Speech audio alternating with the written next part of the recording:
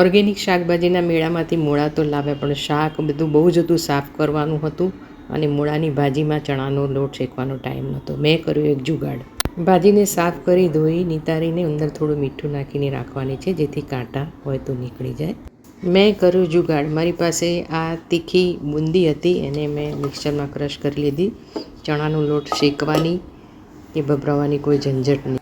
મૂળાની ભાજીના લોટિયામાં તેલ સરખું હતું, વધારે સારું લાગે છે.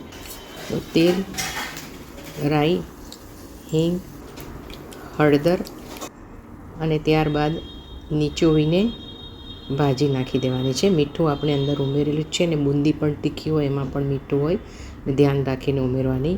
થોડીક વાર ચડવા દઈએ છીએ. ભાજી ઓસમાઈ જાય એટલે એમાં લાલ મરચું, ધાણા જીરું પાવડર અને થોડુંક જ મીઠું ઉમેરીએ છીએ. મિક્સ કરી લઈએ છીએ. પાણી થોડુંક બળવા આવે એની રાહ જોવાની છે. હવે ક્રશ કરેલી બુંદીનો પાવડર ઉમેરી દો તો તમારું શાક તૈયાર છે. મિક્સ કરીને ફક્ત 1 જ મિનિટ ચડવાનું છે, કારણ કે આ લોટ ચડેલો જ હોય છે. મસ્ત છે ને આ જુગાડ.